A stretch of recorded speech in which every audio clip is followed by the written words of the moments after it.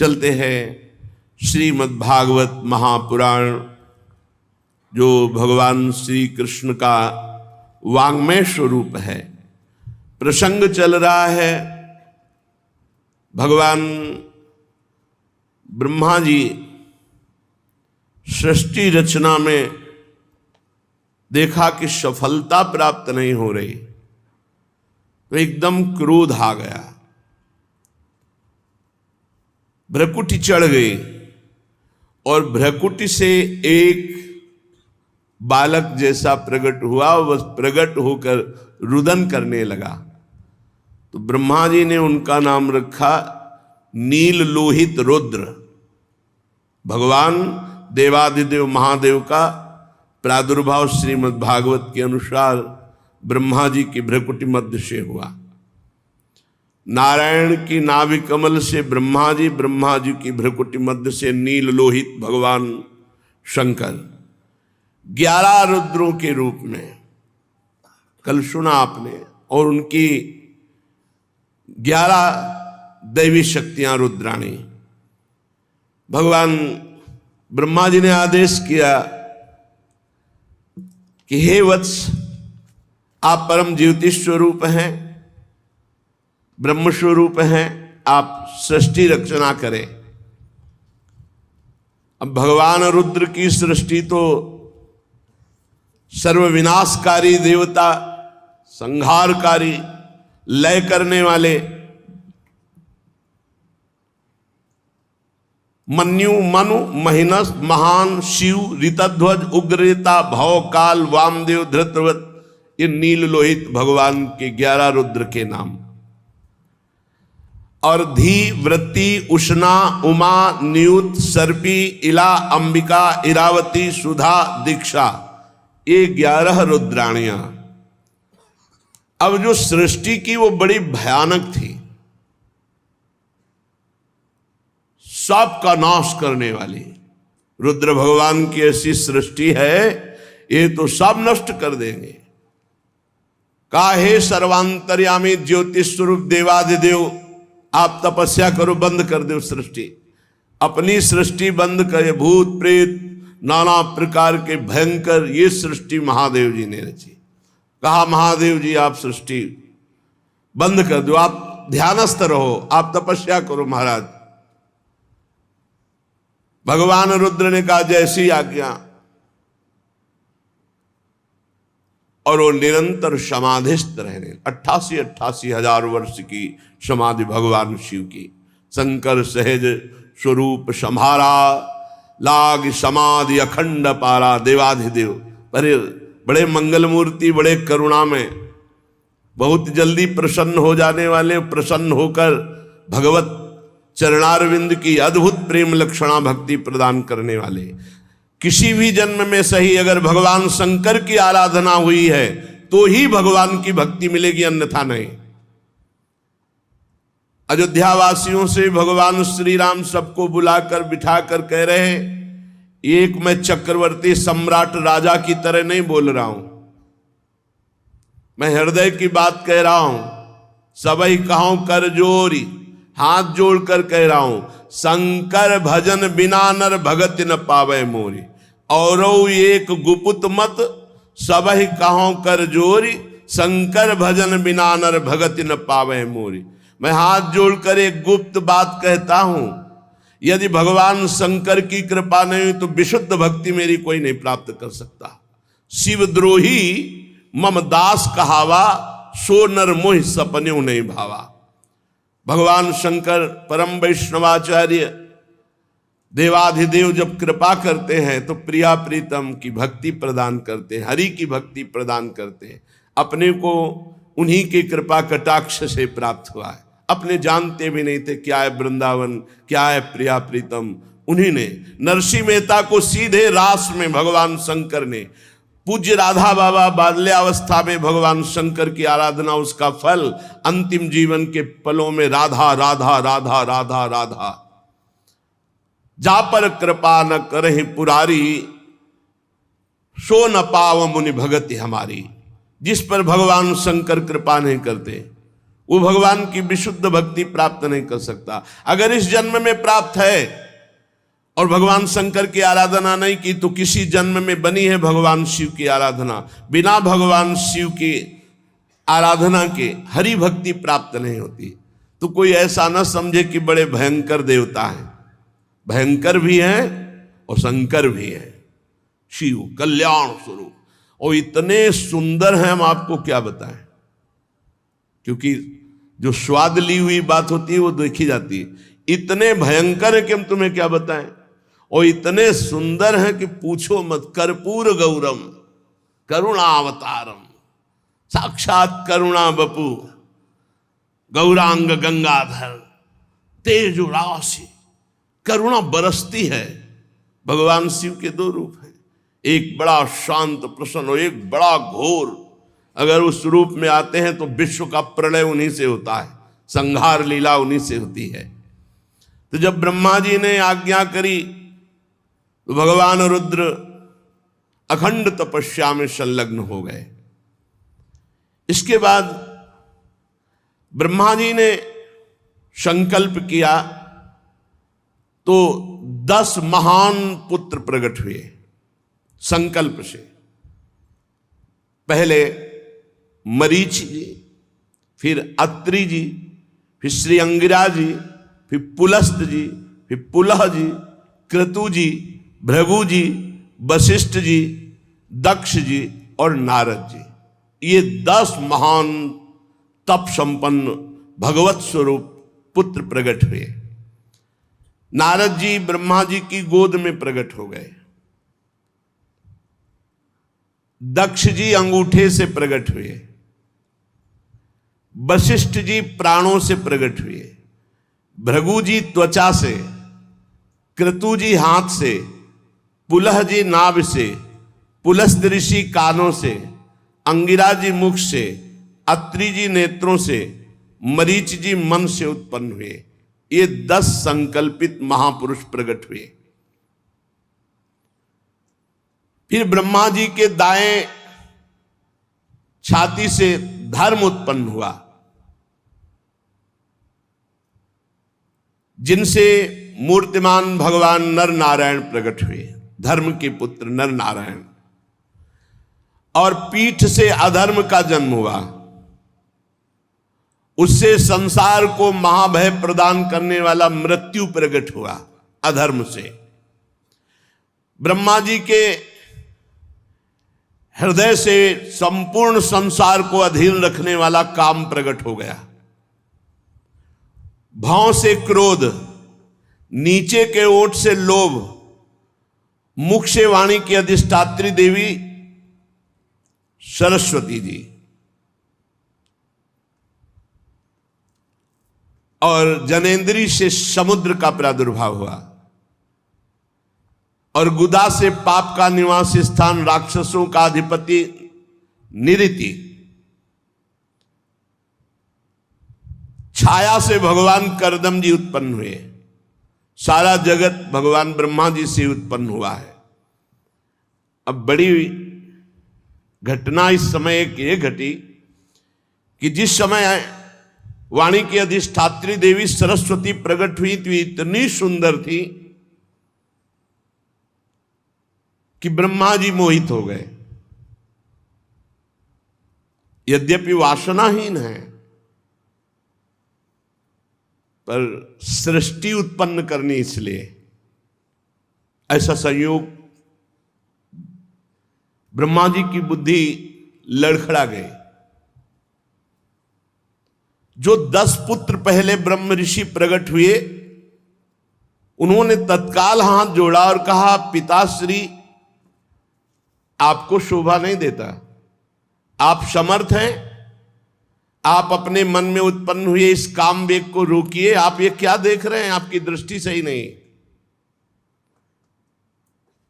पूर्ववर्ती कभी ब्रह्मा ने ऐसा नहीं किया जो पूर्व में ब्रह्मा हुए।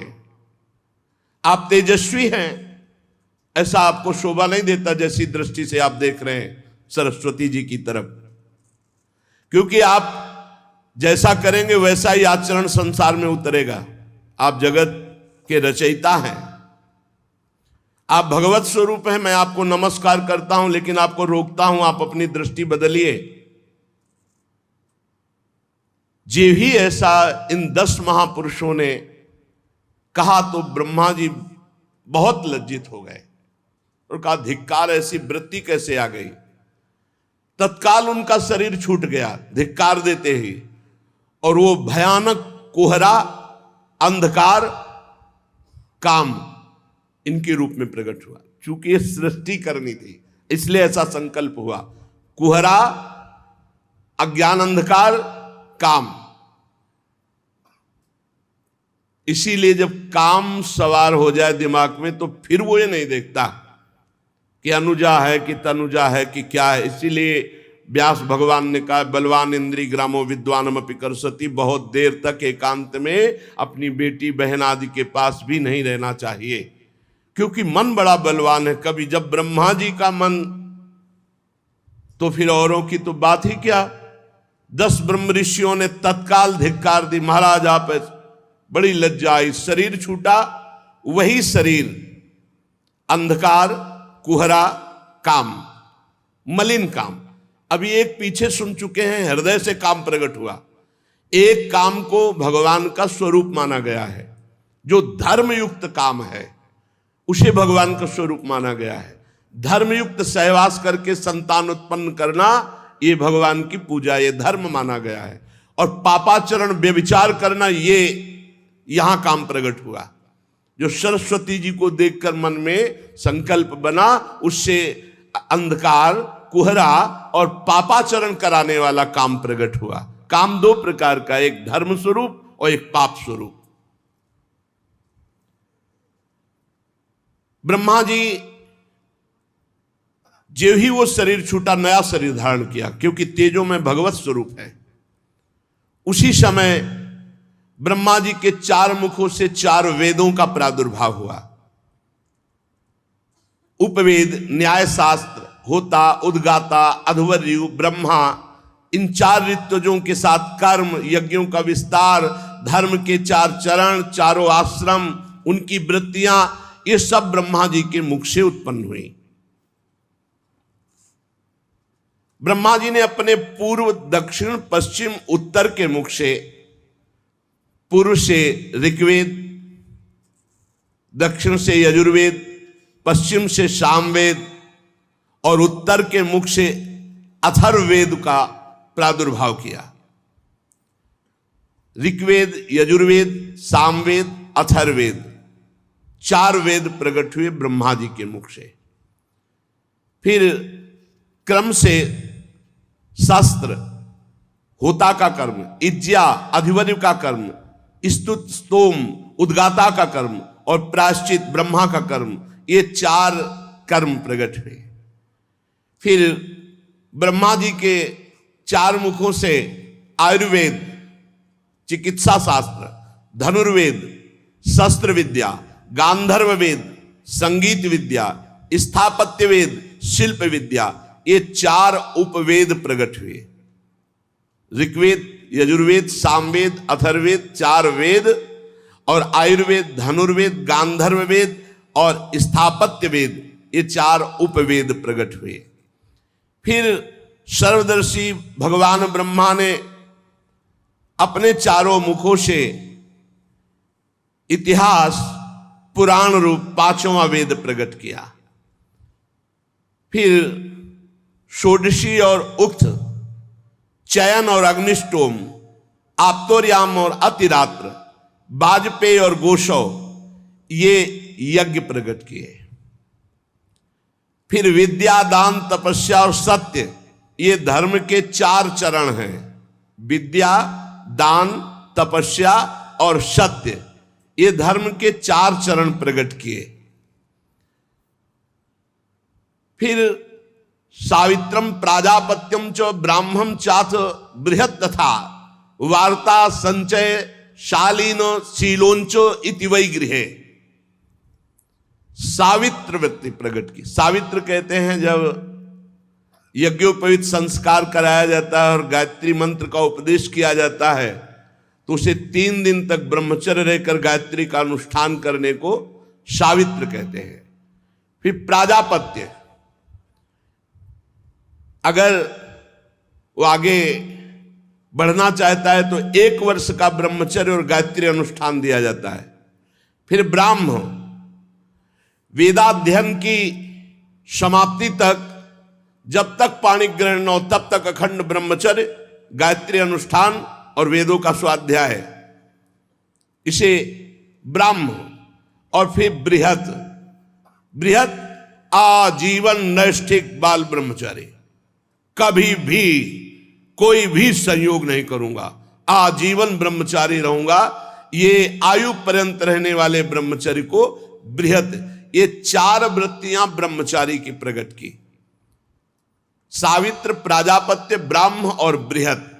इनमें सावित्र, प्राजापत्य और ब्राह्म तो गृहस्थ में जा सकते हैं, लेकिन बृहत आजीवन नैष्ठिक ब्रह्मचारी, बड़ी महिमा है आजीवन नैष्ठिक ब्रह्मचर्य की। ये 4 वृत्तियां चारों मुख से ब्रह्मा जी ने ब्रह्मचारी की प्रकट की, और 4 वृत्तियां गृहस्थ की प्रकट की। वार्ता, संचय, शालीन, शीलोंच। कृषि के द्वारा गृहस्थी का पालन करना,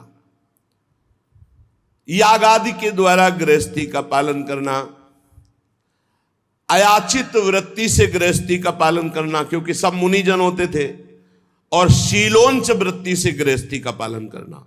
शीलोंच, किसान के खेत का पूरा अन्न कट गया, अब जो दाना और बाली है वो बीनना, बाजार का अन्न उठ गया, अब उससे दाना और बीन करके एकत्रित किए हुए अन्न से 12 महीना चलाना, उसे शीलोंच वृत्ति। शीलोंच वृत्ति वाले से बहुत सब डरते थे, क्योंकि महान तपस्वी होता था, उसका कोई प्रतिग्रह नहीं होता, वो शीलोंच वृत्ति से जी रहा था। उसके द्वारा जो वचन निकलते थे, बड़े बड़े चक्रवर्ती सम्राट कांप करके स्वीकार करते थे, डरते थे कहीं साप न दे दे। ये 4 वृत्तियां गृहस्थ की, वार्ता, संचय, शालीन, शीलोंच। फिर 4 वृत्तियां वानप्रस्थ की, क्योंकि आश्रम है, ब्रह्मचर्य आश्रम, गृहस्थ आश्रम, वानप्रस्थ आश्रम, संन्यासाश्रम। वैखानस, बालखिल्य, औदुंबर और फेनप। वैखानस, बिना ज्योति बोई भूमि से उत्पन्न हुए फल आदि पदार्थों से आजीवन निर्वाह करना वानप्रस्थ, इसे वैखानस कहते हैं, वानप्रस्थ की वैखानस वृत्ति। और बालखिल्य, नवीन भोजन अन्न मिल जाने पर पुराने अन्न का संपूर्ण त्याग कर देना, ये वालखिल्य वृत्ति। औदुंबर, प्रातः काल उठे, जिधर मुख किया उधर भिक्षा मिली जो फल आदि की, वही लेना, अन्यथा भूखे रह जाना। फेनप, अपने आप जो फल आदि जमीन पे गिरे हुए हैं, तोड़ नहीं सकते, उससे पूरा जीवन निर्वाह करना, ये वानप्रस्थ की 4 वृत्तियां। और फिर सन्यास की 4 वृत्तियां, कुटीचक, बहुदक, हंस और परमहंस। कुटीचक, एक जगह कुटी बना करके आजीवन भजन करते हुए व्यतीत करना, संसार से विरक्त होकर, इन्हें कुटीचक सन्यासी कहते हैं। और बृहदक, एकमात्र तत्व की तरफ दृष्टि रखते हुए शरीर से निरपेक्ष, जैसे भरण पोषण, कोई परवाह नहीं, बस तत्व दृष्टि। जहां शरीर पड़ा है पड़ा, जहां मिल गया खा लिया खा लिया, नहीं खा लिया नहीं खा लिया, दृष्टि ही नहीं शरीर में, तत्व दृष्टि। उन्हें बहुदक। और जो निरंतर तत्व में स्थित है उन्हें हंस, और जो जीवन मुक्त हो चुके उन्हें परमहंस। ये सन्यास की 4 वृत्तियां हैं। अन्वीक्षिकी, त्रयी, वार्ता, दंड नीति, ये 4 विद्याएं हैं। मोक्ष प्राप्त करने वाली अध्यात्म विद्या, स्वर्ग आदि प्रदान करने वाली कर्म विद्या, खेती व्यापार आदि संबंधी विद्या और राजनीति, ये 4 विद्याएं हैं। भू, भुआ, स्व, महा, इन 4 आश्रमों का पालन करने वाले यहां 4 लोकों में जाते हैं। जो जीवन मुक्त महापुरुष हो गए वो अगर इनका भोगना चाहे तो वो पर ब्रह्म में लीन हो जाते हैं। सा, खा, सा, हा, ये 4 शब्द उष्म वर्ण, या, रा, ला, वा, ये 4 शब्द अंतस्था, ये ब्रह्मा जी के मुख से निकल, पूरे ककहरा मात्राएं सब ब्रह्मा जी के मुख से निकली हुई। निषाद, ऋषभ, गांधार, षड्ज, मध्यम, धैवत, पंचम, ऐसा रे गा मा प ध नी, ये ब्रह्मा जी के मुख से निकली।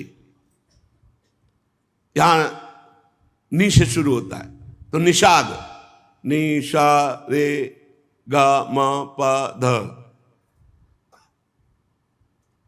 नी में निषाद, जो वो ऋषभ, सा में षडज, रा में ऋषभ, गा में गांधार, मा में मध्यम, धा में धैवत, पा में पंचम। ये ब्रह्मा जी से शब्द ब्रह्म प्रकट हुए। यही इसी के आधार पर संगीत कला है जितनी है। सारे गा मा पा ध नी,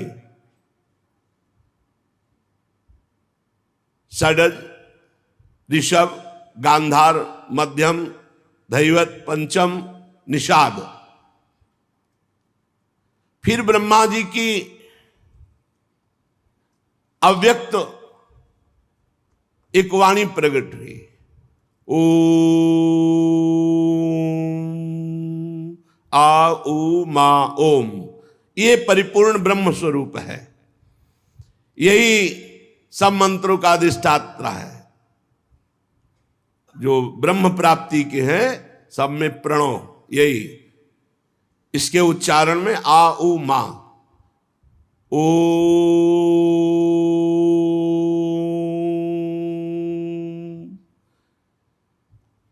विदुर जी, ये परम पवित्र सृष्टि भगवान ब्रह्मा ने प्रकट की। मरीच आदि ऋषियों से कहा कि सृष्टि विस्तार करो, पर कुछ खास प्रजा की वृद्धि नहीं हो रही थी, तो बहुत चिंतित हो रहे थे। इसी समय ब्रह्मा जी के शरीर के 2 भाग हो गए। दाहिने भाग से जो विभक्त हुए उसे काय कहा गया। जो दाहिना भाग था वो महाराज मनु, और जो बायां भाग था वो महारानी शतरूपा। यहीं से मैथुन धर्म से सृष्टि बढ़ी। महाराज स्वयंभू मनु शतरूपा से 5 संतानें उत्पन्न की, 2 पुत्र 3 कन्या। 2 पुत्र महाराज प्रिव्रत उत्तानपाद, 3 कन्याएं आकुति, देहूति, प्रसूति। इन्हीं से पूरा संसार सब भरा है। श्री सुखदेव जी कहते हैं, महाराज परीक्षित, मुनिवर मैत्री जी के मुख से परम पुण्यमयी कथा सुनकर श्री विदुर जी ने पूछा कि फिर क्या हुआ जब मन शतरूपा जी प्रकट हुए। विदुर जी ने कहा, स्वयंभू ब्रह्मा जी के प्रिय पुत्र महाराज मनु ने अपनी प्रिय पत्नी शतरूपा को प्राप्त करके ब्रह्मा जी की आज्ञा हुई सृष्टि बढ़ाओ। उन्होंने विचार किया कि सृष्टि जल में तो बढ़ेगी नहीं, यहां तो सब जल ही जल है, सृष्टि कैसे बढ़ेगी। ब्रह्मा जी से कहा, हे जन्मदाता, आपकी आज्ञा हुई सृष्टि बढ़ाऊं, पर सृष्टि के रुकने की व्यवस्था और जीविका की व्यवस्था के लिए तो केवल जल ही जल है, इसमें सृष्टि कैसे होगी। मैथुन धर्म से सृष्टि कैसे टिकेगी। नमस्कार है आपको, आप कोई उपाय कीजिए, तब आप हम आपकी आज्ञा का पालन करें। ब्रह्मा जी ने कहा, तुम दोनों का परम कल्याण हो, मैं बहुत प्रसन्न हूं, क्योंकि जो पुत्र अपने पिता से कहता है कि मैं आपकी आज्ञा का पालन करूंगा, इससे बड़ी पितृ भक्ति और कोई नहीं हो सकती। जो अपनी पिता की आज्ञा का पालन करता है। इससे बड़ी कोई पूजा नहीं हो सकती अपने पिता की।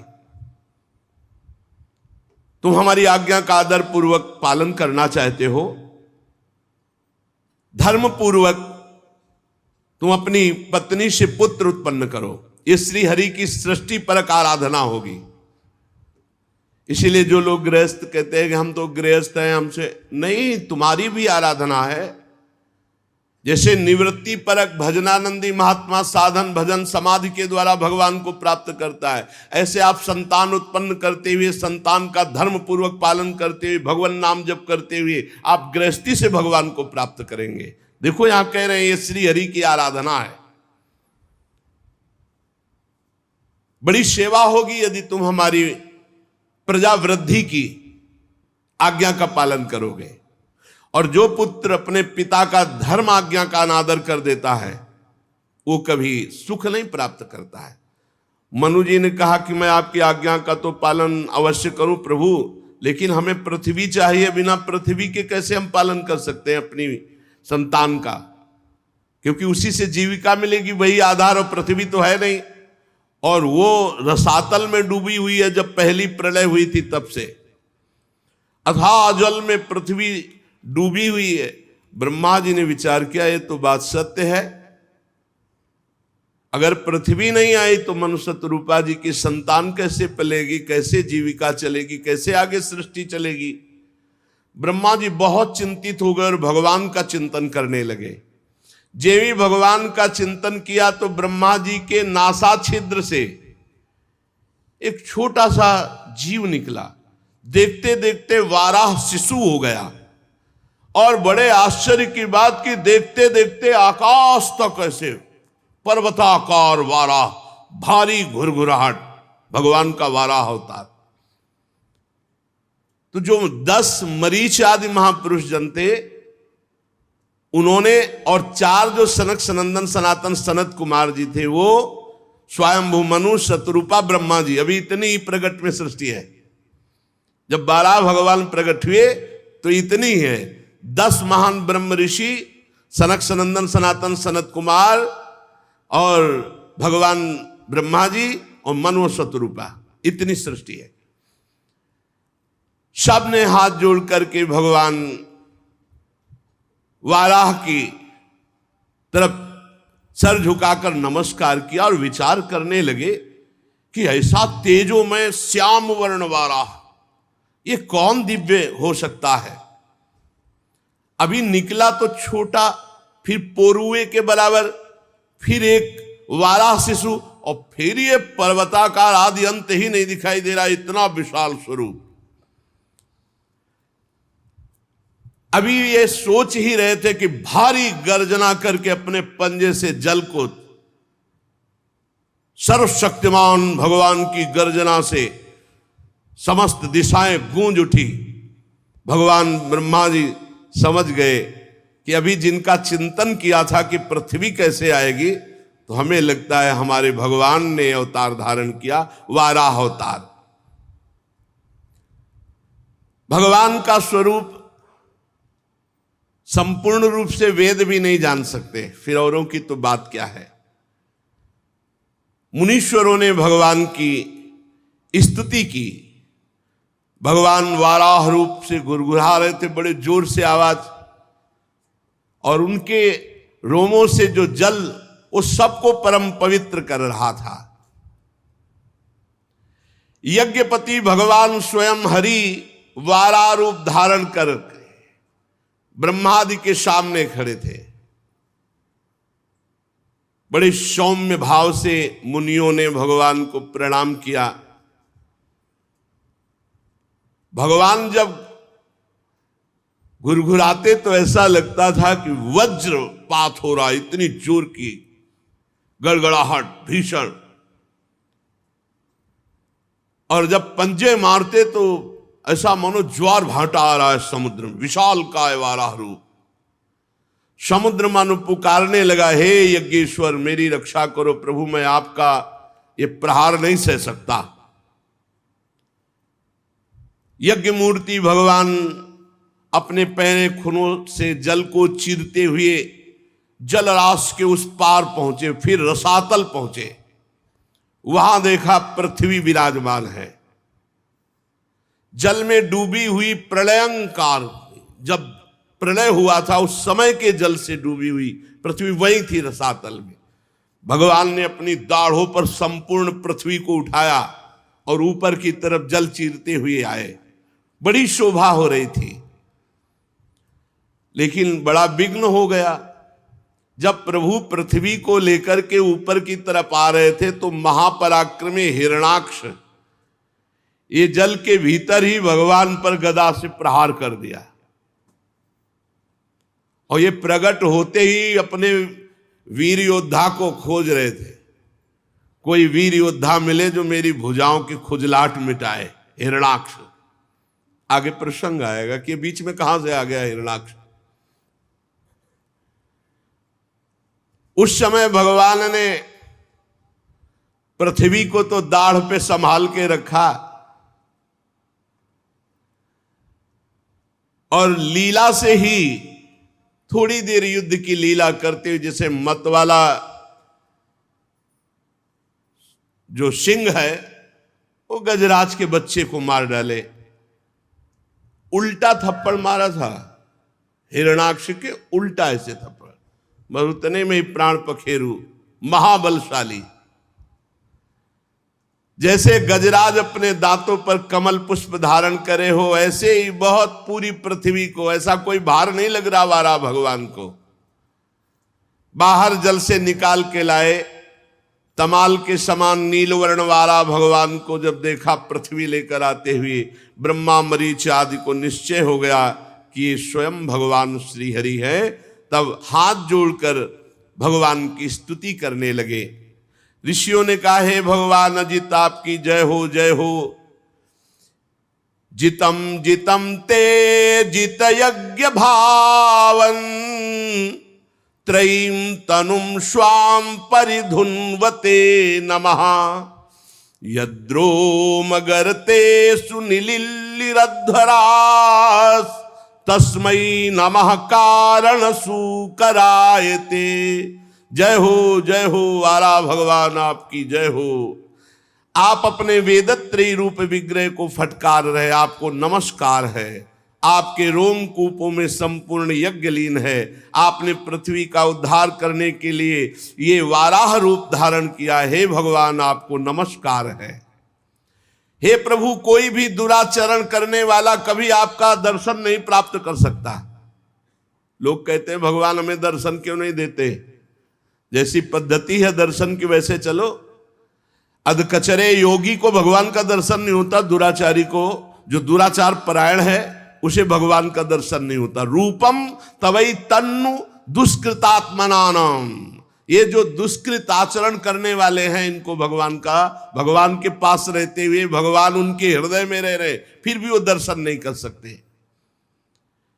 प्रभु आपने बड़ी कृपा करी।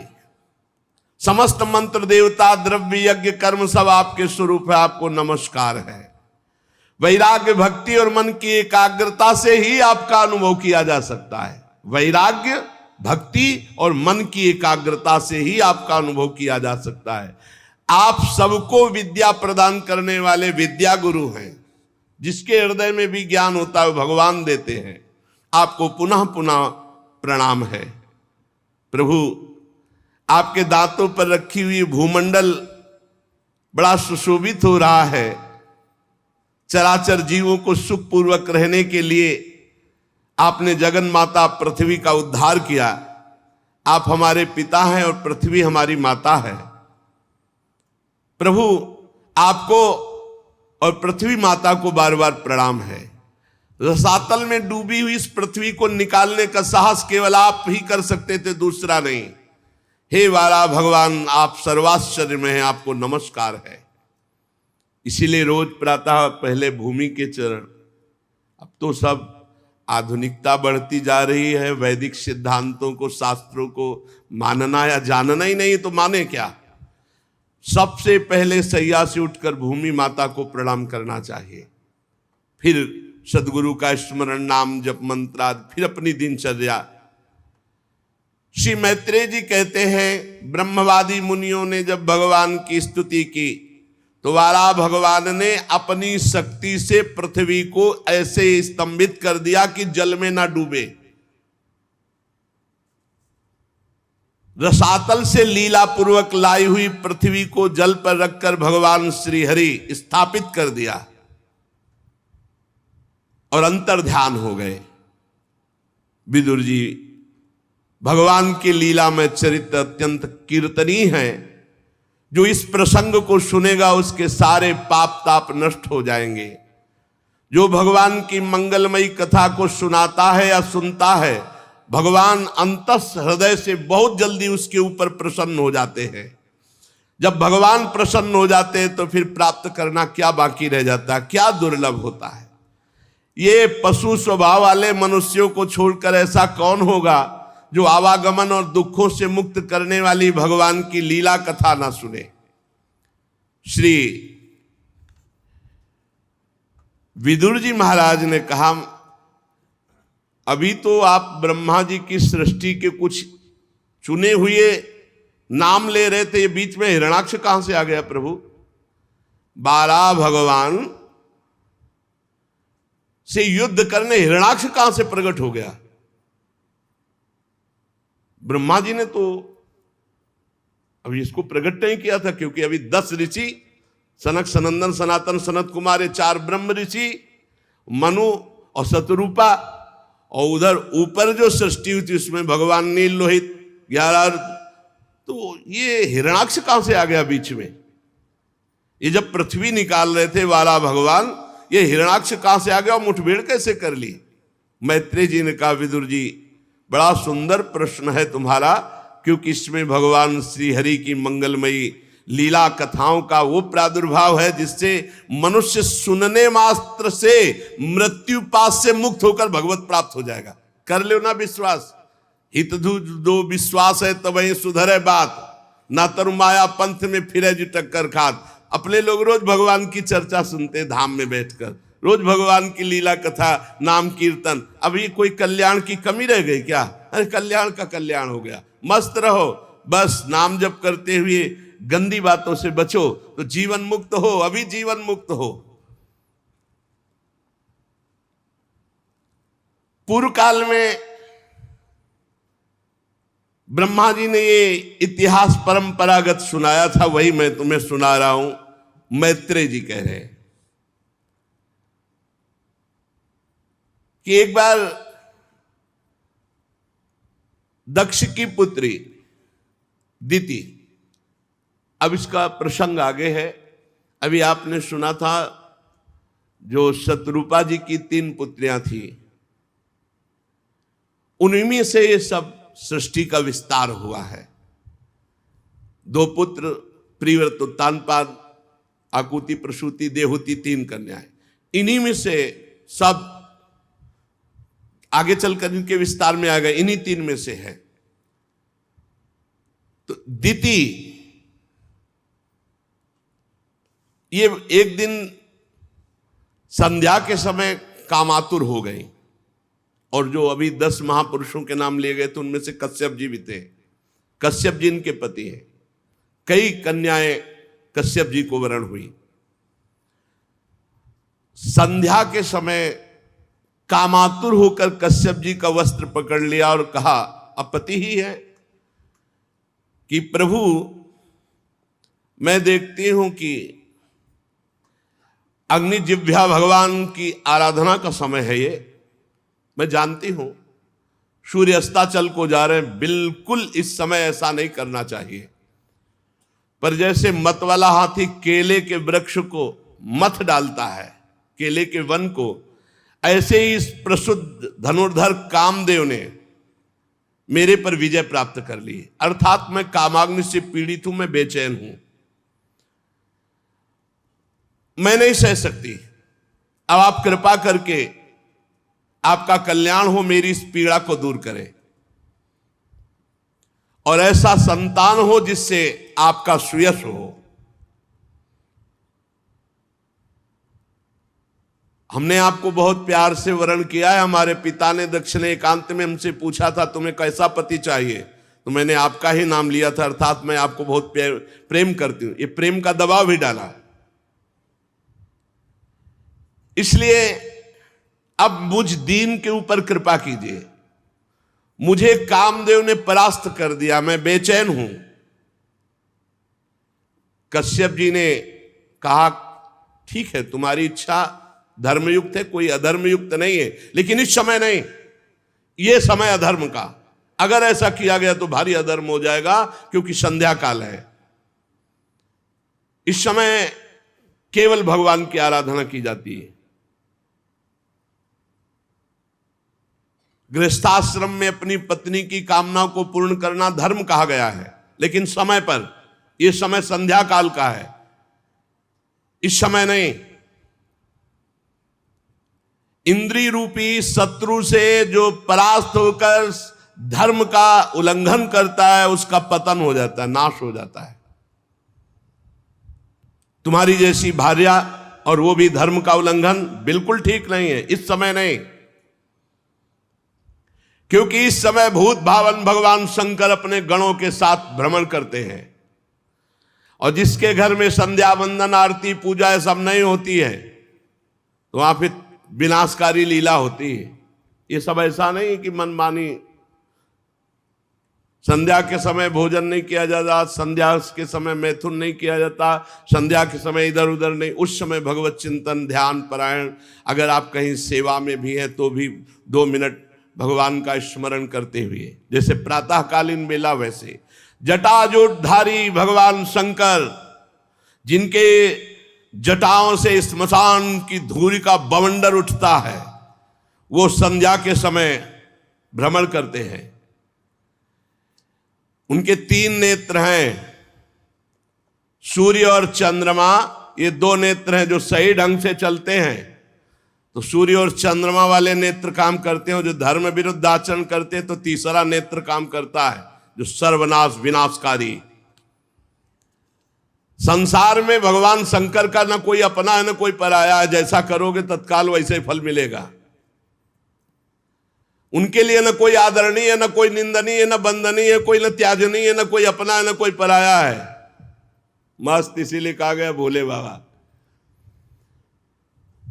बड़े बड़े देवता जिन भोगों की चाह करते हैं, लात मार के उन भोगों का सदैव अपने ध्यान में मगन रहते हैं। ऐसा ही लिखा है, भोगों को लात मार करके सदैव अपने ध्यान में मगन रहते हैं।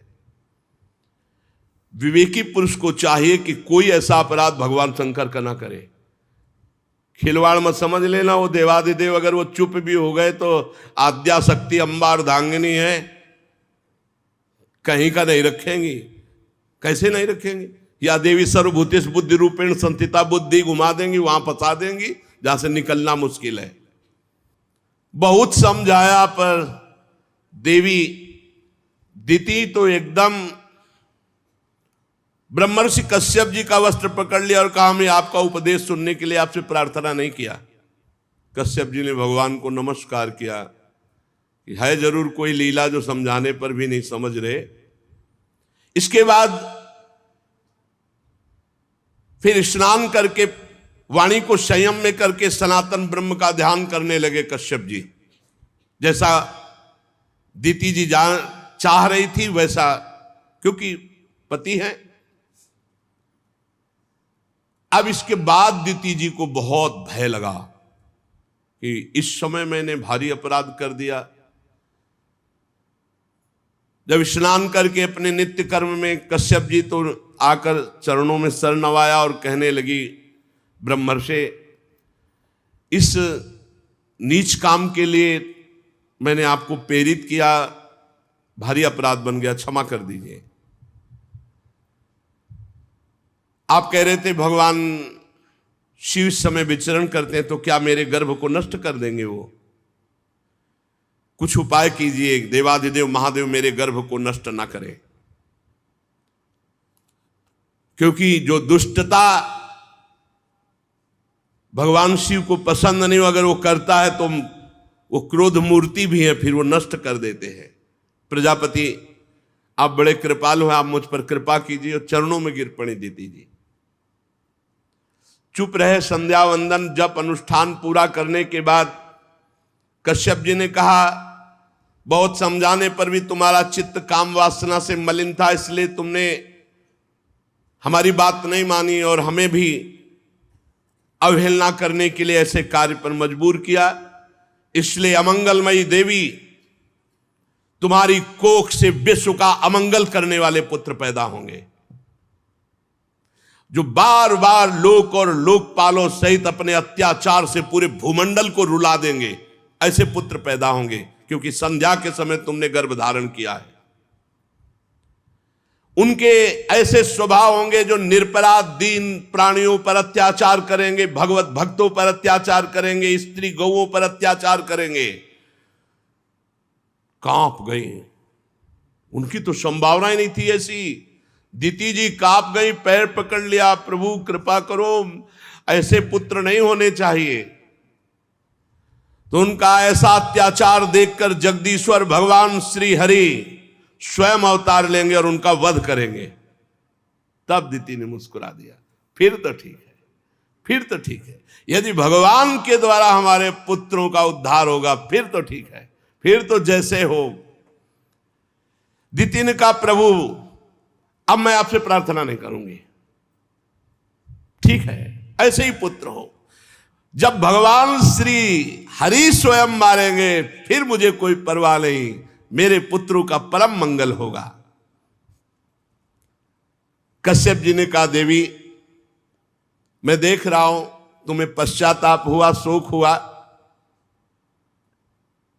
भगवान शंकर का तुम आदर करती हो, मेरा भी आदर करती हो, भगवान हरि से तो तुम बहुत प्रसन्न हो।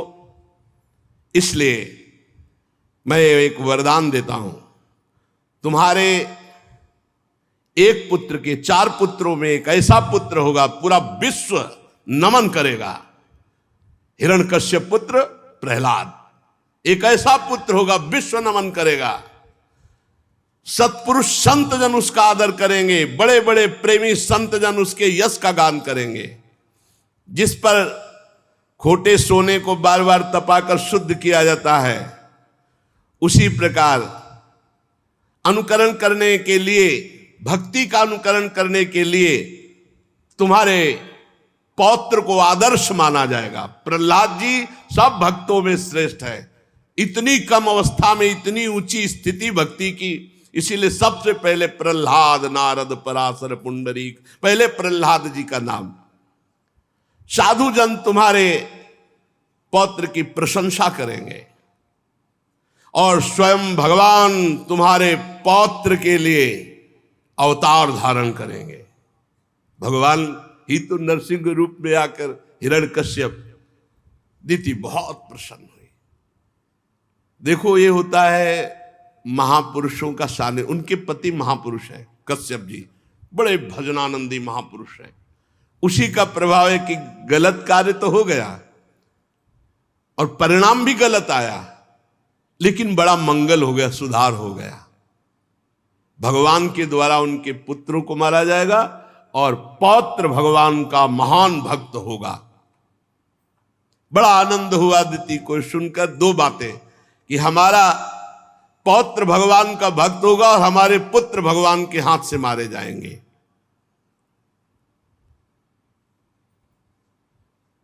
पर दीति ने जब सुन रखा था कि मेरे पुत्र बड़े दुष्ट स्वभाव के होंगे, तो उन्होंने विचार किया कि पहले तो गर्भ के बाहर ही नहीं आने देंगे हम। कोई साधारण माता थोड़ी थी, अरे उन्हीं की बहन से तो सब देवता प्रकट हुए, अदिति से, और दीति से सब दैत्य हुए, ये सब देवी हैं। मेरे पुत्र दुष्ट स्वभाव के होंगे, इसलिए मैं कश्यप जी के महान वीर को बाहर निकलने नहीं दूंगी उधर से। 100 वर्ष तक गर्भस्थ शिशु को रोक रखा, प्रसव ही नहीं होने दिया 100 वर्ष तक। यह है दैवी शक्ति संपन्न मां। ऐसे पुत्रों को जन्म ही नहीं होने दूंगी जो जगत का मंगल करेंगे 100 वर्ष तक। अब क्या हुआ, वो कोई साधारण तो थे नहीं, तो 100 वर्ष गर्भ में रहने के कारण उनका इतना तेज बढ़ गया कि सूर्य तेजहीन हो गए। इंद्रादि लोकपालों की शक्ति क्षीण हो गई। सब ब्रह्मा जी के पास गए, बोले सूर्य में प्रकाश करने का तेज नहीं रहेगा, हम में त्रिभुवन का शासन करने का तेज नहीं रहेगा, ये क्या हो रहा है। देवताओं ने कहा प्रभु सबकी ज्ञान शक्ति कुंठित हो रही है, एक आप ही है जो आप बता सकते हैं सब क्या हो रहा है उथल पुथल पूरी सृष्टि में। ब्रह्मा जी ने कहा देवताओं, तुम्हारे पूर्वज मेरे मानस पुत्र सनक सनंदन सनातन सनत कुमार आसक्ति त्याग कर समस्त लोकों में आकाश मार्ग से विचरा करते हैं। ये कोई साधारण बात नहीं है जो तुम सबकी बुद्धि सबका बल सबका तेज हरण हो गया है। ये भगवान के पार्षद दिति के गर्भ में, तो दिति ने अपने गर्भ को रोक लिया कि अनिष्टकारी पुत्रों को जन्म नहीं होने देंगी, तो उनके तेज से सबका तेज नष्ट हो रहा है। तो आखिरकार कश्यप जी के वीर से जो गर्भस्थ हैं वो हैं कौन? तो ब्रह्मा जी हंसे और कहा देवताओं, तुम्हारे पूर्वज मेरे मानस पुत्र सनक सनंदन सनातन सनत कुमार ये चारों आकाश मार्ग से विचरण करते रहते हैं। एक बार वो भगवान श्री नारायण के दर्शन के लिए वैकुंठ धाम में जा पहुंचे। वहां सब विष्णु रूप होते हैं, सब विष्णु, सब चतुर्भुज। केवल श्री लांछन चिन्ह और कौस्तुभमणि दो चीज नहीं होती, बका पहचानना मुश्किल है कि ये पार्षद है कि भगवान हरि है। बिल्कुल हरि स्वरूप। सब प्रकार की कामनाएं छोड़कर जो भगवान का निरंतर भजन करते हैं वही वहां जा सकते हैं, दूसरा कोई नहीं। बड़ी ही सुंदर शोभा, अब वैकुंठ की शोभा क्या, वहां बड़े बड़े भजनानंदी महात्मा सब दिव्य रूप धारण करके, जिनकी पाप राशि भस्म हो चुकी है, जो भगवत स्वरूप को प्राप्त हो गए हैं, वैकुंठ के दूर से ही, जहां से वैकुंठ, इतनी सौरभ आती है कि उन्मत्तता आ जाती है, उन्मत्तता भगवदानंद की। वो घ्राणेन्द्री में गई सनकादि के तो व्याकुल हो गए भगवान के दर्शन के लिए। भगवत स्वरूप कबूतर कोयल सारस चकवे पपीहे हंस तोते तीतर मोर, इनका कोलाहल हो रहा है। इनकी आवाज सुन ले तो बेसुध हो जाए, ऐसे वैकुंठ के पक्षी हैं। श्री हरि तुलसी से अपने श्री विग्रह को सजाते हैं, तुलसी जी को बहुत प्यार करते हैं, तुलसी जी की गंध का आदर करते हैं भगवान श्री हरि। तुलसी जी के सामने मंदार कुंद कुर्बक उत्पल चंपक अर्ण पुन्नाग नाग केसर बकुल मौल श्री अंबुज ऐसा आदर नहीं करते जैसा तुलसी जी का आदर करते हैं। तुलसी जी को बहुत ही सुंदर वैकुंठ धाम, ये कर्म फल से नहीं, एकमात्र भगवान के भजन से मिलता है। विमानों पर चढ़े हुए भगवत भक्त भगवान के वैकुंठ धाम के आसपास विमानों की भीड़ लगी हुई, तब फिर अंदर उतर कर प्रणाम करके दर्शन। बड़े ही सुंदर सौंदर्य वाली देवियां वैकुंठ में, और सबसे परम सौंदर्यशालिनी श्री लक्ष्मी जी, जिनका कृपा प्रसाद प्राप्त करने के लिए त्रिभुवन आराधना करता रहता है। लक्ष्मी जी की कौन कृपा प्रसादी नहीं चाहेगा? वही चाहेगा जो हरि का एकदम आसक्त प्रेमी होगा। श्री हरि के चरणों को चापती रहती है लक्ष्मी जी, चंचलता रूपी दोष का त्याग करके।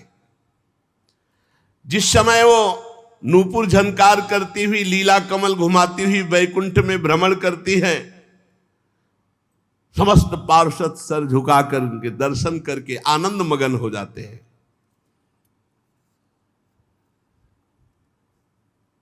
जो लोग भगवान की पापहारिणी लीला कथाओं को सुनते हैं, कभी भूल से भी काम संबंधी प्रपंच चर्चा नहीं सुनते और नाम जप करते हैं, भगवान को जीवन अर्पित करते हैं, वही वैकुंठ लोक जाते हैं। बड़े अभागे हैं जो लोग संसार की बातों में मन लगाते हैं, भगवान की कथा नहीं सुनते। उनके सारे पुण्य नष्ट हो जाते हैं, वो घोर नरकों में जाते हैं जो संसार की चर्चा सुनते हैं। इस मनुष्य योनि की बड़ी महिमा है। हम ब्रह्मादि भी चाहते हैं कि अगर हमें मनुष्य शरीर मिल जाए तो हम खूब भगवान का भजन करके सीधे वैकुंठ जाएं, भगवान के धाम। और हम वृंदावनवासी तो वैकुंठ भी नहीं चाहते। इस प्रकार भगवान की जो आराधना करते नहीं चाहते ब्रजवासी वैकुंठ। आप देखो, जब यहां अपना कन्हैया है ना, तो वहां बहुत दूर वाला है, वो ईश्वर बैठा हुआ है, उसके पार्षद सब। ब्रजवासी जनों ने कहा, कन्हैया सुनते तुम भगवान हो? बोले हाँ है। तो बोले नंद बाबा जब वहां गए ना वरुण जी के, तो वहां बताया कि बड़े बड़े देवता तुम्हारी लंबी दंडवत कर रहे थे, भगवान भगवान कह रहे थे, तुम भगवान हो? बोले जब कह रहे थे वो तो मान लो क्या है। बोले हम तब जाने जब भगवान हो। तुम्हारा वैकुंठ कैसा है दिखाओ, काहे को तुम वैकुंठ की बात करो? बोले नहीं, अगर भगवान हो तो तुम दिखाओ ना। अब सखा को तो अपने प्राण प्यारे कन्हैया सखा हो, तो भगवत भाव ऐश्वर्य भाव विस्मृत सखा भाव में ठाकुर जी ने कहा, जो ब्रह्म हृदय यमुना जी जहां क्रूर जी को दर्शन दिए, स्नान करो। जी डुबकी लगाई, पहुंच गए वैकुंठ। अब देखा वो भगवान के पार्षदों का स्वरूप और भगवान का वैभव। देखा कि मेरा कन्हैया कहीं नहीं हो, कोई पूछे ना वहां। अरे तुरंत उब गए, बोले कन्हैया मुझे वैकुंठ नहीं चाहिए, मुझे जल्दी वापस बुलाओ। तो हाथ पकड़ के उठा लिया। बोले अरे कन्हैया भूल के कभी वैकुंठ मत भेजना मुझे मेरा कन्हैया चाहिए। वहां देखा भगवान श्री कृष्ण को ही देखा, पर वहां नजदीक नहीं जाने दे रहे थे। भगवान का वैभव, वैकुंठ धाम का वैभव। कहा मुझे ऐसा वैकुंठ नहीं चाहिए जहां तुमसे गले में हाथ डालकर बात न कर सके। अरे इतने बड़े बड़े अस्त्र शस्त्र लिए वहां देवता थे जो हमें तुम्हारे पास नहीं जा, हमें नहीं चाहिए वैकुंठ। और कहीं वृंदावन की शोभा तो शिव श्रीपति यद्यपि ललचाही, मन प्रवेश न हो को लाही। हे रज की तुल वैकुंठ नहीं और लोक की माया। अभी तो धाम प्रकाशित नहीं हुआ ना, चिदानंद तक वृंदावन के आगे, वृंदावन की लता सम कोटि कल्प तरुणाए, रज की तुल वैकुंठ नहीं और लोक की माए। ये धाम में बैठे आप कथा सुन रहे हो ना, अलौकिक चिदानंद, जहां वैकुंठाधिपति भी जिसकी महिमा अपने श्री मुख से गान करते हैं। देवादिदेव भगवान श्री हरि मंद मंद मुस्कुरा रहे हैं। लक्ष्मी जी चरण चाप रहे, सब चतुर्भुज नारायण स्वरूप भगवान के पार्षद तैनात अपनी अपनी सेवा में।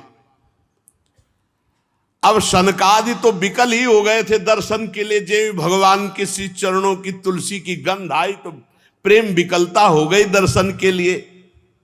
बड़े आनंद मगन थे, भगवत दर्शन की प्रबल लालसा थी। 6 डेवढ़ी पार कर गए और जे इस 7वीं डेवढ़ी में गए तो हाथ में गदा लिए हुए, समान आयु, महान तेजस्वी, बाजूबंद कुंडल किरीट आभूषणों से अलंकित, अरविंदाक्ष। और सनकादि को देखते ही क्षुभित हो गए। वो वैसे प्रसन्न मुद्रा में थे, ये देखो भगवान की इच्छा, क्षुभित हो गए। और जे भी 7वीं डेवढ़ी पार करने लगे, सनक सनंदन सनातन सनत कुमार,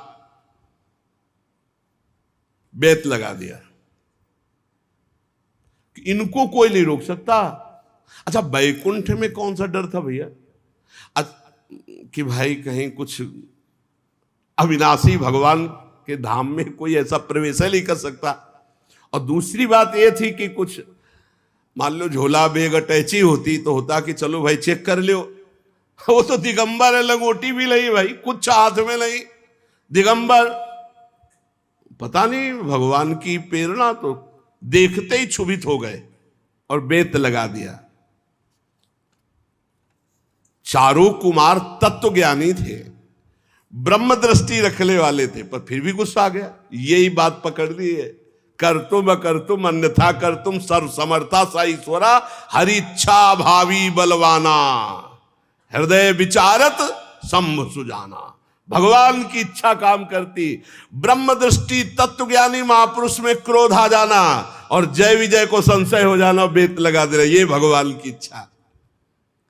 हर समय 5 वर्ष की अवस्था के रहते सनक सनंदन सनातन सनत कुमार, और दिगंबर रहते, और हरिश शरणम मुख से निकलता रहता है। द्वारपालों ने बड़ा शील स्वभाव के विपरीत व्यवहार कर दिया। ऐसा द्वारपालों का शील स्वभाव नहीं है, और उन्होंने दुर्व्यवहार कर दिया, रोक दिया, रुक जाओ, बेत लगा दिया। वैसे और जो वैकुंठवासी द्वारपाल थे एकदम सावधान हो गए, ये क्या, जय विजय ने ये क्या कर दिया, ऐसे महापुरुषों को क्यों रोक दिया। अब अपने प्रभु के दर्शन के लिए व्याकुल होकर जा रहे थे तो एकदम भ्रकुटी चढ़ गई, लाल लाल आंखें हो गई सनक सनंदन सनातन सनत कुमार की। क्रोध से कहने लगे, अरे द्वारपालो, तुम लोग तो महती सेवा के प्रभाव से इतनी उच्च कोटि की अवस्था को प्राप्त हुए हो, भगवत पार्षद बने हो, तुम सर्वज्ञ हो। जैसे भगवान सर्वज्ञ हो वैसे तुम सर्वज्ञ हो, जैसे भगवान समदर्शी हो वैसे तुम समदर्शी हो। तुम्हें मेरे में क्या भेद दिखाई दिया, क्या दिखाई दिया जैसे रोक लिया। ये विषमता क्यों, ये स्वभाव में अशांति क्यों, ये विरोध किस लिए। यहां कौन ऐसा आ सकता है जिस पर शंका की जाए। तुम कपट रखते हो, अब क्रोध ही आ गया था, तुम दूसरों पर शंका करते हो। भगवान के उदर में सारा ब्रह्मांड, इसलिए यहां रहने वाले ज्ञानी जन सर्वात्मा श्री हरि से अपना कोई भेद नहीं मानते, बल्कि अंतर्भाव हरि स्वरूप रहते हैं यहां वैकुंठ में। तुम वैकुंठाधिपति के पार्षद हो, देव स्वरूप हो, तुम्हें हम में क्या दिखाई दिया जो रोक दिया। क्या तुम्हें भगवान से कोई भय होने की संभावना हुई कि मेरे द्वारा भगवान के प्रति कोई भय हो जाएगा। तुम बहुत मंद बुद्धि के हो, भारी अपराध कर दिया, अब तुम वैकुंठ में रहने लायक नहीं हो। ये निर्णय भगवान की इच्छा से नहीं, बोल नहीं सकते ऐसे। जैसे सनक सनंदन सनातन सनत कुमार अपनी महिमा में, ऐसे जय विजय अपनी महिमा में पाई भर कम नहीं है। अतएव तुम्हारे लिए हम दंड विधान करते हैं। भगवान के दास के ऊपर दंड विधान, ये भगवान ही बोल रहे।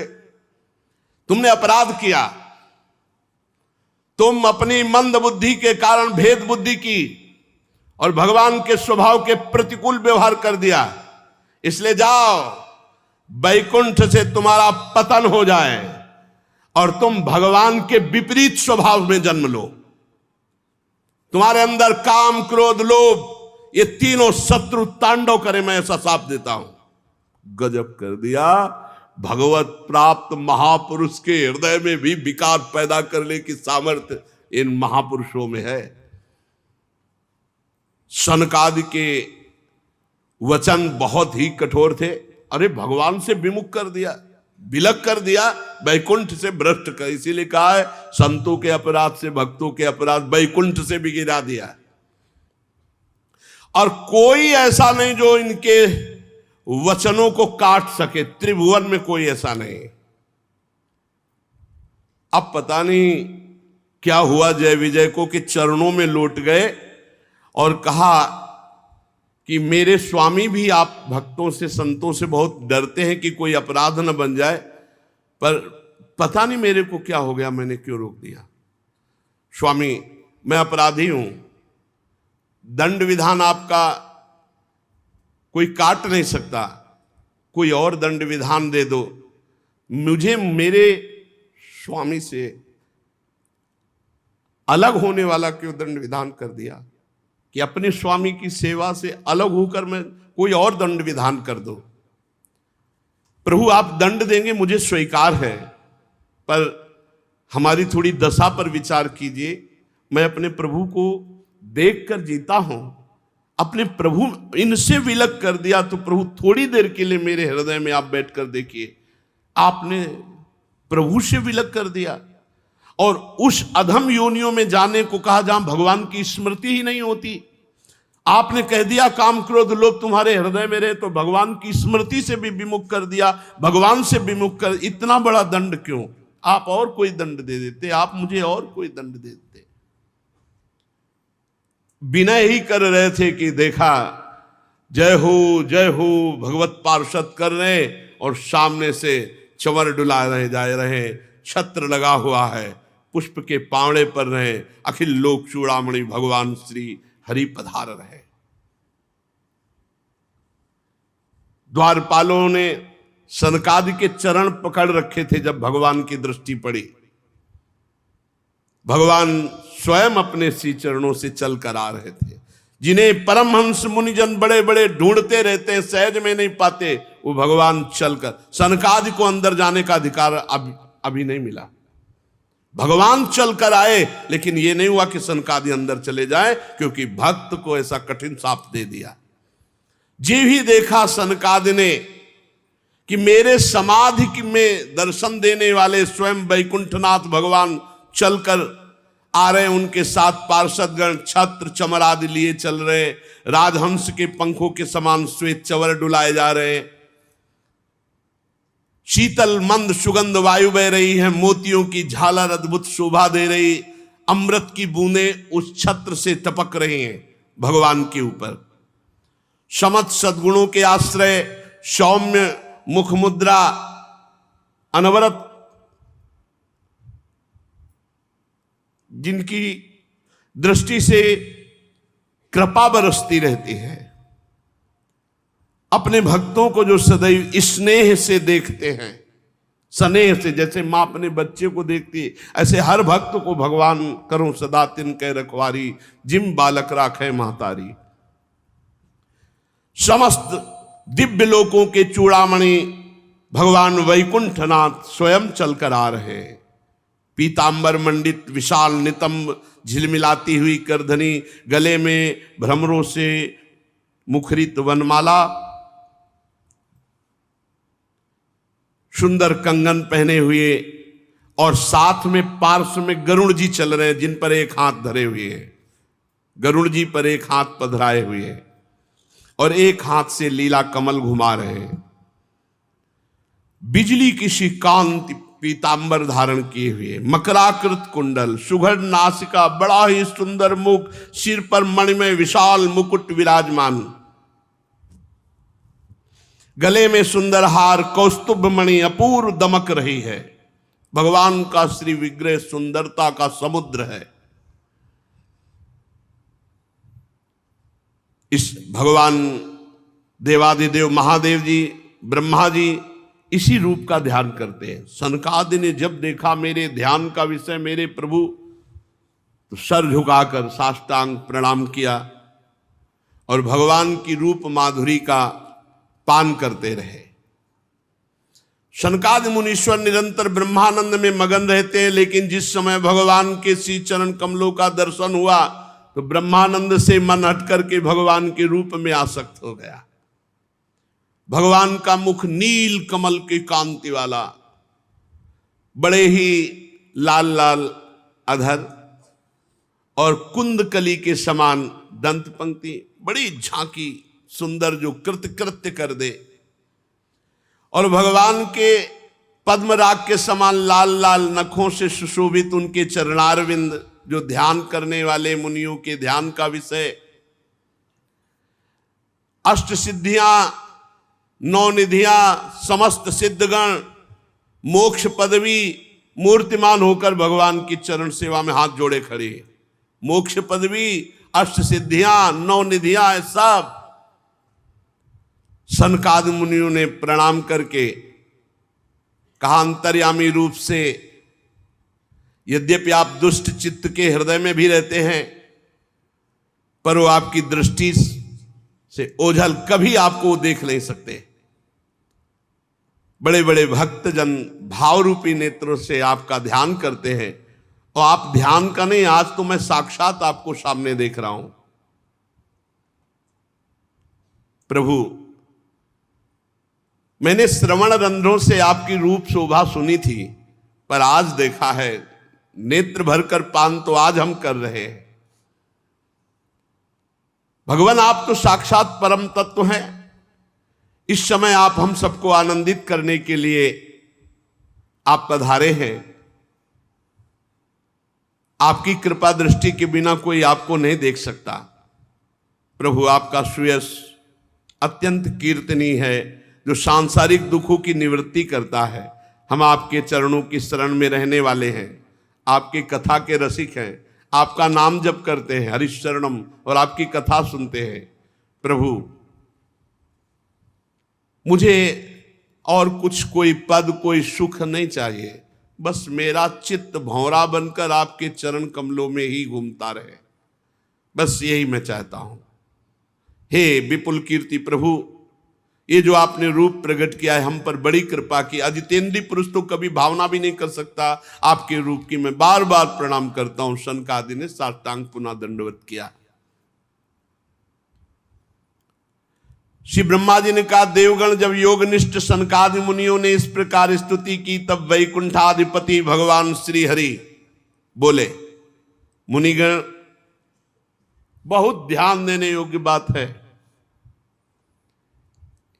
ये मेरे हैं जय विजय, मेरे पार्षद मेरे दास हैं, जो मेरे हैं। अगर उनके द्वारा अपराध हो जाता है तो मैं अपना ही अपराध मानता हूं। सनकादि को अपना नहीं का ध्यान देने बात है। ये भगवान की दासता और सेवा का पक्ष है। किसी भी बात में अगर कोई ऐसी त्रुटि हो जाती है, अपराध बन जाता है, तो हमारे स्वामी जन अवगुण प्रभु मान न काओ, दीन बंधुअति मृदुल स्वभाव, बहुत प्रवीणता, भगवान तो प्रवीणता के समुद्र है। ये जय विजय मेरे पार्षद हैं। मुनिगण संबोधन कह, एतौ तौ पार्षदौ मह्यम जयो विजय एवच कदर्थी कृत्य माम यद्दो वह क्राता मतिक्रमम। हे मुनिगण, मुनिगण सनकादि को संबोधन, ये जय विजय मेरे पार्षद है, मेरे दास है। आपका अपराध किया, अवज्ञा की, आपने इन्हें दंड दिया, स्वीकार है। क्योंकि आप जैसे ब्रह्म ऋषि मेरे आराध्य देव हैं। मेरे दासों के द्वारा जो तिरस्कार किया गया है उसे मैं अपना अपराध मानता। ये पक्षवत, ये बाहर से शब्दों में समझ में नहीं आ गया, अंदर की बात है। आप मेरे आराध्य देव हो, ब्रह्म ऋषि हो, लेकिन मेरे अनुचरों के द्वारा, मेरे दासों के द्वारा जो अपराध हुआ वो मेरे द्वारा अपराध हुआ, मैं अपना अपराध मानता। ये जो प्रियता है, ये अमोघ प्रियता है भगवान की। ये प्रिय, ये मेरे दास के द्वारा अपराध हुआ, मतलब मेरे द्वारा अपराध हुआ। आप जरा इस बात को समझिए। मुनिगण, ब्रह्म ऋषिगण ऐसे संबोधन सनकादि को, ये मेरे पार्षद हैं, मेरे अनुचरों द्वारा हुआ अपराध मैं अपना अपराध मानता हूं। मैं अपना किया हुआ अपराध मानता हूं, मैं नहीं किया ऐसा। मैं आपसे प्रसन्नता की भीख मांगता हूं। देखो देखो, ये बहुत बड़ी बात है, बहुत बड़ी बात है, बहुत बड़ी बात। ये लीला भगवान की अगर समझ में आ गई तो उमा राम स्वभाव जे जाना, ताय भजन तज भावना न। मेरे भगवान कैसे कृपालु हैं। कह रहे मैं आप लोगों से प्रसन्नता की भीख मांगता हूं, भगवान कह रहे हैं। गजब की बात, मतलब इसके आगे क्या बोलने लायक रह गया। तद्वः प्रसादयाम यद्य ब्रह्म दैवम परम ही में। मैं आपसे प्रसन्नता की भिक्षा मांगता हूं इनके लिए। क्या? सेवकों के अपराध करने पर संसार में उनके स्वामी का नाम होता है, स्वामी का नाम लिया जाता है। इसलिए सेवक का अपराध मानो स्वामी का अपराध। इसलिए मैं आप प्रसन्न हो जाएं, आपसे भिक्षा मांगता हूं।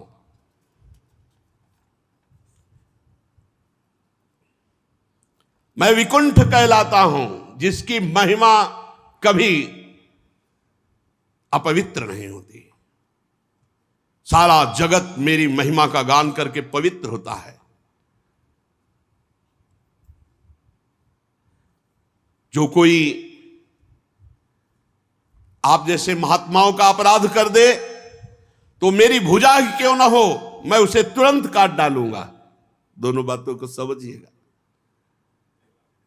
अरे आप जैसे महात्माओं की सेवा करने से, आप जैसे महात्माओं की चरण रज से पवित्रता प्राप्त होती है, सारे पाप तत्काल नष्ट होते हैं। उसको ऐसा सुंदर स्वभाव मिलता है कि वो मुझे प्राप्त कर लेता है।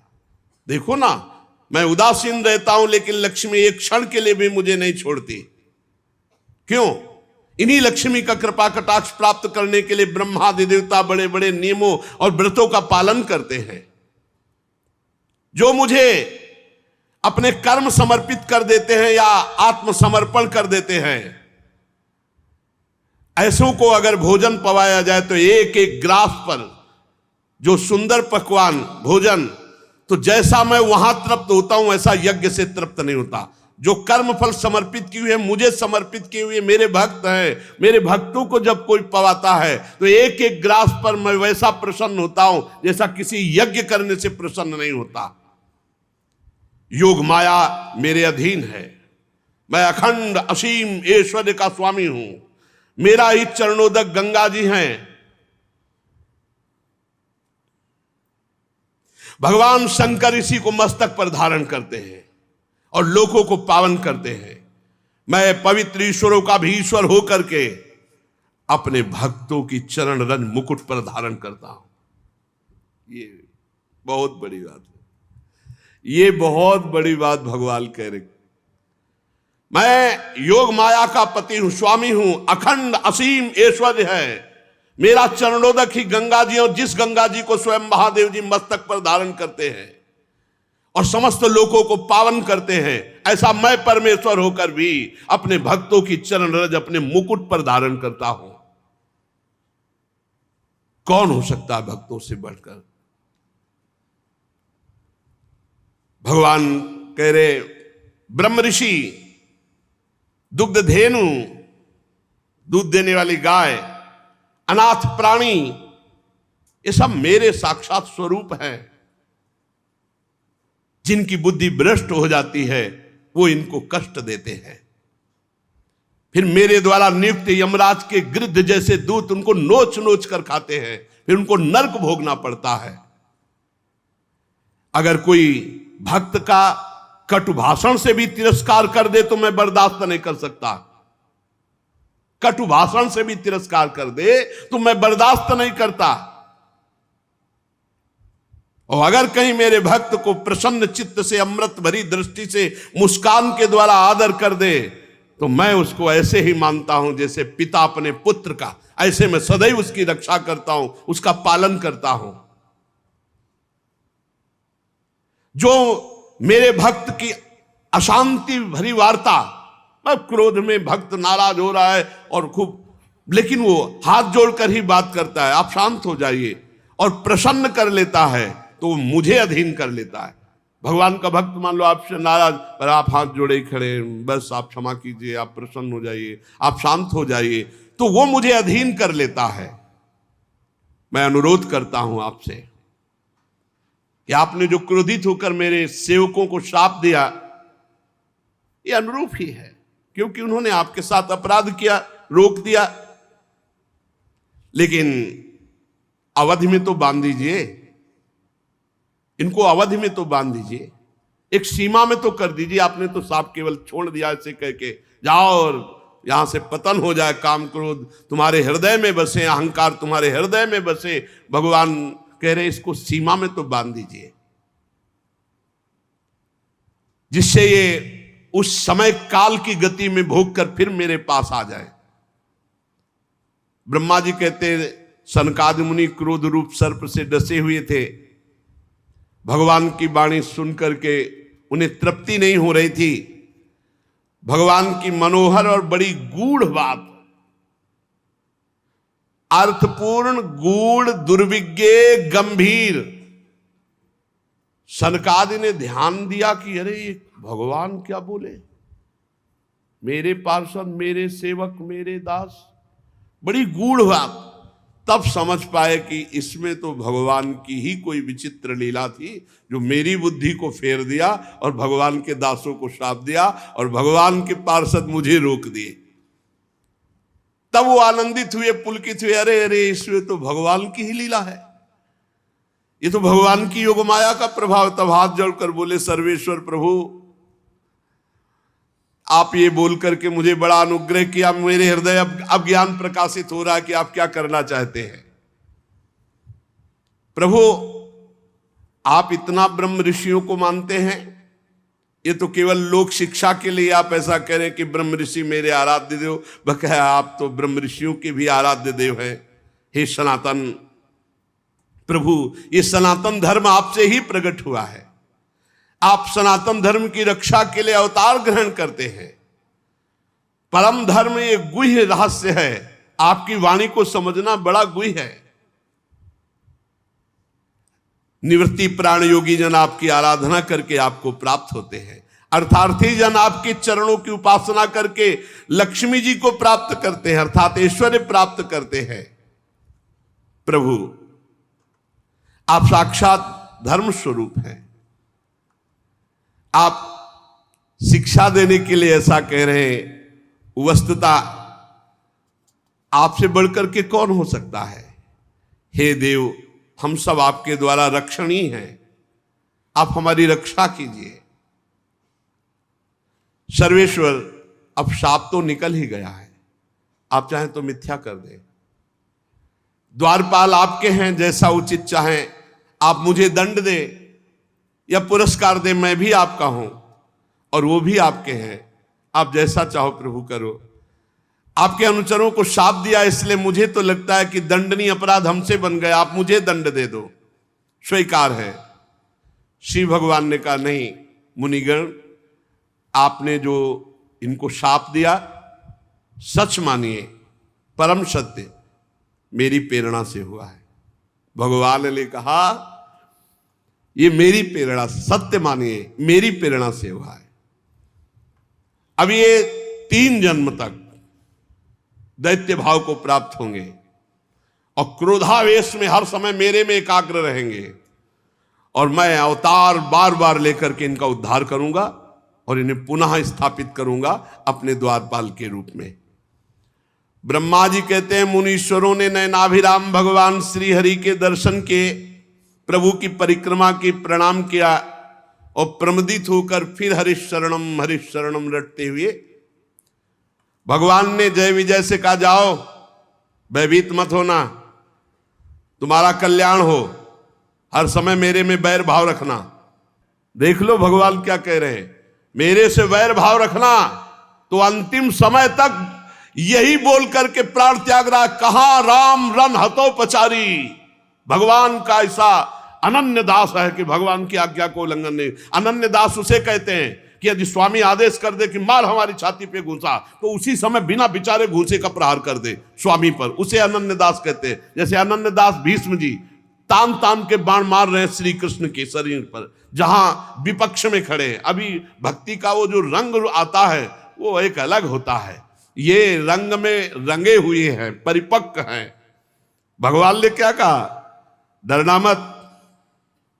भगवान ने जाओ, किसी भी तरह से मैं भयभीत मत होना, तुम्हारा कल्याण करने के लिए मैं समर्थ हूं। मेरे से बैर रखना, मेरे से बैर रखना, जाओ तुम जन्म लो और मैं भी जन्म लूंगा। मैं ब्रह्म तेज को मिटा सकता हूं लेकिन मिटाना नहीं चाहता, क्योंकि मेरा ऐसा ही मत है।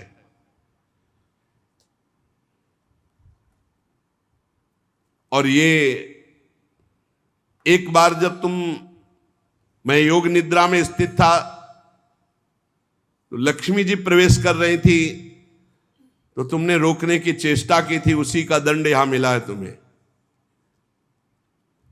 और उस समय भी रोकने की भगवान ने प्रेरणा की होगी, नहीं जय विजय कैसे लक्ष्मी जी को रोक सकते हैं। जाओ तुम दैत्य योनि को प्राप्त होगे, पर तुम्हारी सारी एकाग्रता मेरे में होगी।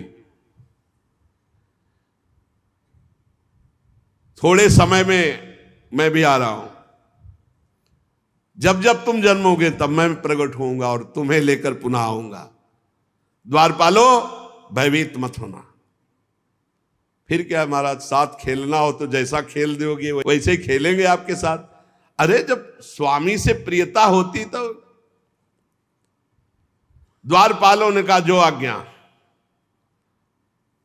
उसी समय वो सर्वाधिक महामहिम श्री संपन्न वैकुंठ धाम से गिर गए और वही दिति के गर्भ में, जो 100 वर्ष से अभी गर्भ में है, वो जय विजय हैं, कोई दूसरे नहीं, जो हिरणाक्ष और हिरण्यकश्यप के रूप में विराजमान है।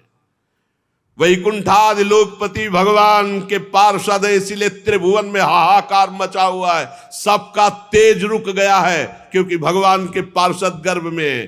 सब जाओ और दिति के चरण पकड़ो, प्रार्थना करो कि प्रसव करो, गर्भ को प्रसव में इनको निकालो, ये पार्षद प्रवर भगवान के हैं। नहीं अगर और गर्भ में रहे तो सब नष्ट होना प्रारंभ हो जाएगा। आदि पुरुष भगवान ब्रह्मा जी ने ऐसा आदेश किया देवताओं को, आप निश्चिंत रहो, ये भगवान के पार्षद है। जाकर दिति जी तो जो जाकर प्रार्थना की, फिर इनका प्रादुर्भाव होना और इनकी लीला। ये भगवान के पार्षद हैं हिरणाक्ष, हिरण्यकश्यप, रावण, कुंभकर्ण, शिशुपाल, दंतवक्त, ये भगवान के पार्षद है। भगवान ने कहा था मुझसे बैर करना, तो कभी भी विनय शब्द इनके हृदय से नहीं निकले, कभी भी। रावण ने जिसको देखा कि ये विनय बोलता है राम जी के प्रति, तो अब भगाई दिया कि तुम हमारी पार्टी लायक ले, हम बैर वाले, चलो तुम। हाँ, जे भी सुना खरदूषण मारा गया, तो कहा खरदूषण मौसम बलवंता, मार सके को बिनु भगवंता। और भगवान पधारे हैं तो भजन न होए तामस देहा, बैर करूंगा और ललकार ललकार करके इनसे युद्ध करूंगा और फिर इन्हीं को प्राप्त हो जाऊंगा।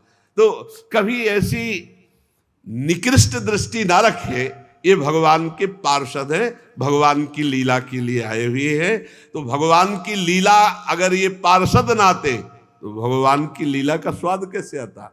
हम जब रामायण की आरती करते हैं तो उसमें सबकी आरती हो जाती है, क्योंकि सब विराजमान है ना। हम जब भागवत की आरती करते हैं तो उसमें सबकी आरती हो जाती है। ये सब भगवत स्वरूप है। हमें लीला रस आस्वादन करके अपने अंतःकरण को पवित्र करके निरंतर भजन करते हुए भगवान के धाम जाना है। और धाम आ चुके हैं, बस पर्दा हटना है, अंदर प्रवेश होना है। धाम आ चुके हैं, धाम यही धाम है चिदानंद वृंदावन। बस केवल पर्दा हट जाए त्रिगुण माया का, तो यही प्रिया प्रीतम खेल रहे हैं, यही रास भूमि है, बस इसी में हमें मिल जाना है। बस हमें तो कहीं जाना नहीं है ना, हमारे लिए कोई विमान आने की जरूरत नहीं है, बस वो पर्दा हटने की जरूरत। पर्दा हटा, दिव्य वृंदावन प्रिया प्रीतम, बस ये अंतिम जन्म। भगवान की कृपा से सत्संग मिल गया, धाम मिल गया, नाम मिल गया, रूप मिल गया। अब ऐसे सावधान हो जाओ, आगे और मलिन कलयुग आने वाला है, उसमें भजन साधन भगवत प्राप्ति ये सब दुर्लभ बात रहेगी। अभी समय है, थोड़ा समय है। पीछे जब प्रारंभ हुआ था तो समय वो जैसे कोई नाटक या फिल्म हो सो, तो उसका पहला वो ट्रेलर, तो कलयुग जब प्रारंभ हुआ था तो उसका ट्रेलर था, पूरी फिल्म तो अभी बाकी है। अभी तो 5000 वर्ष के कुछ हुए, 4,32,000 वर्ष है। कहीं स्वाहा स्वधा राम कृष्ण हरि धर्म का नाम नहीं रह जाएगा, आगे जैसे जैसे बढ़ेगा। इसलिए इसी जन्म में भगवत प्राप्ति कर लो, पता नहीं आगे। जैसा हमने 40-45 वर्ष पीछे साधन शैली देखी वैसी अब नहीं रह गई, आगे आप देख लेना। अब मोबाइल शैली रह गई है, आगे जो शैली आएगी वो और कुछ शैली होगी। जो संतों में पीछे भजन की वृत्तियां देखी वो होंगे संत जन, अब बहुत कम दिखाई देते हैं। अब जो आगे समय आएगा तो और कम संत जो शुद्ध भगवत प्राप्ति का मार्ग, ऐसा हम नहीं कहते कि अभी, लेकिन ऐसा होगा कि फिर आगे सतमार्ग लुप्त हो जाएगा। सदग्रंथों के अनुसार साधना करके सिद्ध हुए महापुरुषों का मिलना बहुत कठिन हो जाएगा, तो भगवत मार्ग बड़ा कठिन हो जाएगा। इसलिए इसी जन्म में अंतिम जन्म बना दो कि अब हमारा जन्म मरण कलयुग में ना हो, खूब नाम जप करते हुए हम भगवान को प्राप्त हो। शेष चर्चा आगे। श्री राधा वल्लभ लाल की।